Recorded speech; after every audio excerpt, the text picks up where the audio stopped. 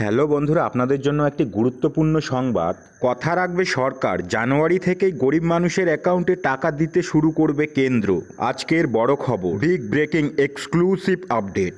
কথা রাখবে মোদী সরকার। 24শে লোকসভা নির্বাচনের আগেই দেশের গরিব মানুষের অ্যাকাউন্টে টাকা পাঠাতে শুরু করবে কেন্দ্র। কিসের টাকা দেওয়া হবে, কবে থেকে দেওয়া হবে এই টাকা পাওয়ার জন্য জনসাধারণকে কোথায় কিভাবে আবেদন করতে হবে, সমস্ত প্রশ্নের এক্সক্লুসিভ উত্তর আজের এই ভিডিওতেই নিয়ে এসেছি। দয়া করে সম্পূর্ণ ভিডিওটি দেখার চেষ্টা করবেন। সূত্রের খবর, সাহারা, রোজভ্যালি সহ দেশের তাবড় চিটফান্ড কোম্পানিগুলোতে যেসব ব্যক্তি টাকা রেখেছেন, এবার সেই টাকা ফেরত পেতে চলেছেন আমজনতা। কিছুদিন আগেই কেন্দ্রীয় স্বরাষ্ট্রমন্ত্রী অমিত শাহ সাহারা কোম্পানির টাকা আমানতকারীদের ফিরিয়ে দেওয়ার ব্যবস্থা করেছিলেন। এবার সরকারি আপডেট, রোজভ্যালি যে সকল মানুষ টাকা জমা রেখেছিলেন তাদের টাকা দিতে তৎপর হয়েছে কেন্দ্র।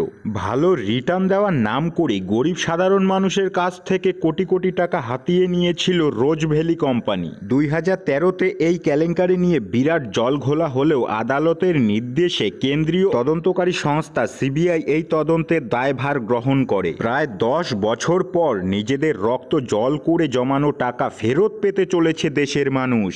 বিশেষ সূত্রে আপডেট, রোজভ্যালিতে টাকা জমা রেখেছিলেন প্রায় 60 লক্ষ আমানতকারী। কোম্পানি বন্ধ হয়ে যাবে এই হুজুগে অনেকেই ম্যাচিউরিটির আগে টাকা তুলে নিলেও ভালো রিটার্ন পাওয়া যাবে এই আশায় অনেকেই টাকা তোলেনি। অবশ্য গরিবের এই টাকা লুট কেলেঙ্কারির পর মাথায় বাজ পড়ে সাধারণ মানুষের। এবার 24শে লোকসভা নির্বাচনের আগেই সাধারণ মানুষের অ্যাকাউন্টে সেই টাকা বিলিয়ে দেওয়া হবে। দেশ জুড়ে প্রায় 3000 কোটি টাকা সংগ্রহ করেছিল রোজভ্যালি কোম্পানি। সিবিআই সূত্রে খবর, রোজভ্যালি প্রায় 2100 কোটি টাকার সম্পত্তি ও কোম্পানি ব্যাংক অ্যাকাউন্টে থাকা নগদ 800 কোটি টাকা বাজেয়াপ্ত করেছে কেন্দ্র সরকার। সেখান থেকে ও সম্পত্তি বিক্রি করেই গ্রাহকদের টাকা মেটাবে কেন্দ্র। জমানো প্রাপ্য এই টাকা গ্রাহকদের ফেরত দেওয়ার উদ্দেশ্যে আদালতের নির্দেশে একটি কমিশন তৈরি করে কেন্দ্রীয় তদন্তকারী দল। আমানতকারীদের টাকা রিফান্ড করার জন্য একটি ওয়েবসাইটের গঠনের কাজ চলছে, যা জানুয়ারির শুরুতেই শেষ হয়ে যাবে।